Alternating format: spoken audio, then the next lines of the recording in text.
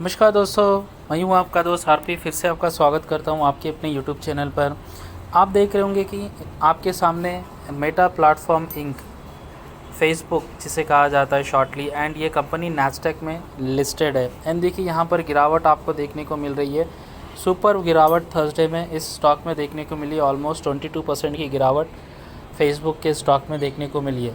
US market में आपको पता है कि लगातार जो गुड हम कह सकते हैं, जो अच्छे कंपनीज है उनके स्टॉक्स में लगातार IT related, tech savvy related companies में लगातार गिरावट हमें देखने को मिल रहा है। और थर्सडे तो मतलब 22% के साथ मेटा प्लेटफॉर्म इंक में हमें गिरावट देखने को मिली है। तो इसका असर क्या भारतीय मार्केट या भारतीय आईटी कंपनीज में क्या देखने को मिलेगा, वो हम यहाँ पर जानने की कोशिश करेंगे। तो चलिए सीधे बढ़ते जानकारी की ओर।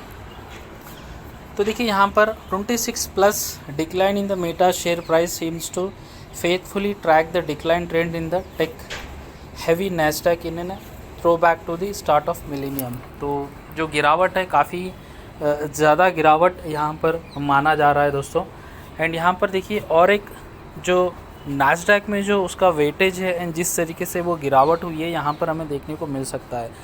And after Thursday's spectacular meltdown, Meta Platforms has lost 29% for the year, with a weightening of about 5%. The stock has contributed about 1.45 percentage points to the decline in the index. तो देखिए इंडेक्स में ही overall 1.4% का इसका weightage है to decline the index in down side, right.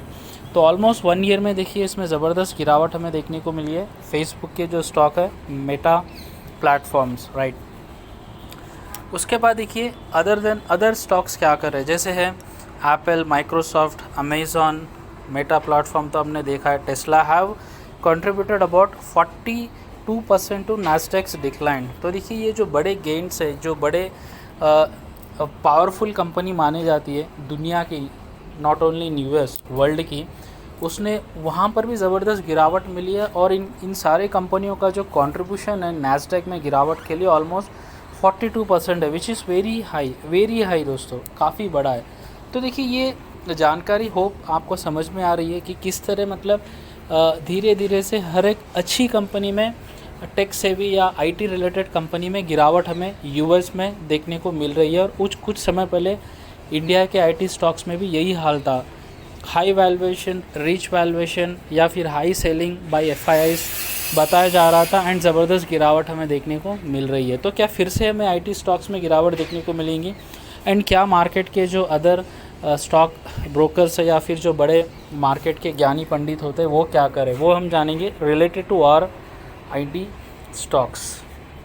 तो देखिए यहाँ पर मैं बता रहा हूँ, अभी आ गए हम इंडियन सेगमेंट में। India's technology and services outsourcing sector makes up about 10th of the countries gross domestic product. तो देखिए ये जो इंडिया का जो आईटी सेक्टर है वो काफ़ी ऑलमोस्ट 10th जो हिस्सा है भारत का ग्रॉस जीडीपी प्रोडक्ट का, ग्रॉस डोमेस्टिक प्रोडक्ट का, उसकी हिस्सेदारी है। तो आप समझ सकते हैं कि कितना रेवेन्यू हम जनरेट करते हैं थ्रू दिस जो हमारे आईटी के बड़े कंपनीज है। And more than quarter of the India's top 5 listed firms by value, just TCS, Infosys, HCL technology and Wipro are the together more valuable than all India's public sector banks and all listed automakers. तो देखिए अगर हम 4 से 5 ऐसे company को भी हम ले लें, विच इज़ अगर हम कंपेयर करेंगे valuation which is far better than the और जो पब्लिक लिस्टेड बैंक्स है उनसे ज़्यादा है, कहने का मतलब ये है, राइट। उसके बाद देखेंगे अगर जैफरीज क्या कह रहा है यहाँ पर, ये बात जानना आवश्यक है। Aggregate revenue for top 5 IT services firm grow by 5.2% constant currency, the highest in the 5 years. India का हाल देखिए समथिंग डिफरेंट है। 5 ऐसे कंपनी से टॉप आईटी कंपनीज जिनका वो सर्विसेज फर्म ग्रो बाई बढ़ा है 5.2% higher in the last 5 year despite a seasonally weak quarter. तो यहाँ पर क्या बताया जा रहा है, डिस्पाइट वो समय ठीक नहीं था, बट इवन दो कंपनी ने जो टॉप 5 आईटी कंपनी से उन्होंने 5.2% की ग्रोथ लाकर बताया, which is very good. Jefferies बोल रहा है, Jefferies said Friday in review of the 3 months to December, ठीक है।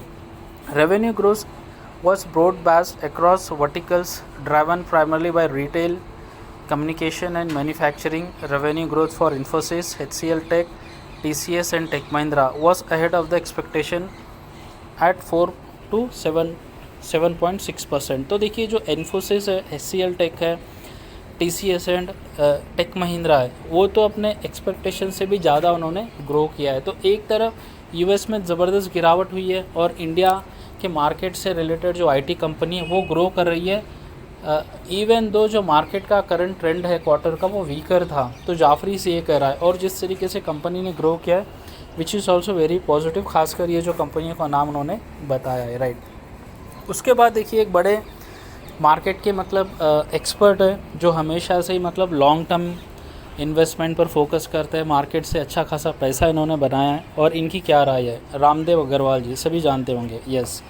तो what his statement about the IT stock which is falling every day in the US and even we have gone through in the Indian market also. तो Ramdev Agarwal, one of the India's best known long term wealth creator, right on ET's page after that union budget के बाद उन्होंने क्या कहा है, technology remains one of is favourite stock regardless of the domestic micro situation. तो देखिए after budget के बाद रामदेव अग्रवाल जी स्टिल वो बोल रहे हैं इस गिरावट के बाद high valuation, rich valuation, FIS के दौरान ज़बरदस्त हाई सेलिंग के बावजूद यूएस मार्केट में जो लगातार गिरावट हुई है, इवन उसके बाद भी वो बोल रहे कि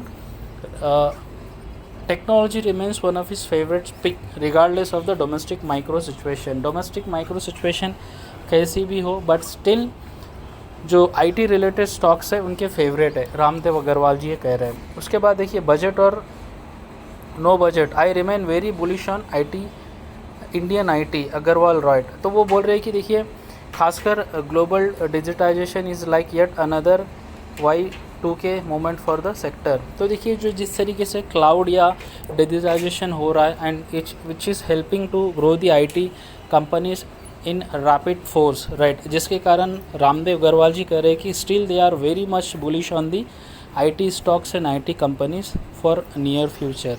तो देखिए ये कहना है रामदेव अग्रवाल जी का। तो देखिए ओवरऑल आई थिंक सो ये वीडियो थोड़ा लंबा हुआ है एंड अगर कुछ मिस आउट हुआ है तो क्षमा चाहता हूँ उसके लिए, लेकिन जस्ट ये मैंने बताने की कोशिश की है कि किस तरह मतलब यूएस में आईटी स्टॉक्स रिलेटेड जो गिरावट मिल रही है और एक दिन में अगर 25-27% की अगर गिरावट एक जानी पहचानी कंपनी में होती है तो डेफिनेटली उसका असर हमारे मार्केट में भी कुछ हद तक देखने को मिल सकता है। तो उसके बाद जाफरीस क्या कह रहा है वो भी हमें जानना आवश्यक है, क्योंकि इंडिया की जो आईटी कंपनीज़ है यू नो दैट कि एक्सेंचर के बाद किस तरह TCS एंड इन्फोसिस ने वर्ल्ड लेवल पर अपनी जगह बनाई है, इवन विप्रो ने, राइट। एंड अभी रामदेव अग्रवाल जी भी कह रहे हैं कि किस तरह वह बुलिश और वेरी पॉजिटिव है for IT stock even for long term from here also. तो आशा करता हूँ ये जानकारी आपको पसंद आई है, तो वीडियो को लाइक ज़रूर कीजिए और चैनल को सब्सक्राइब अवश्य कीजिए। धन्यवाद।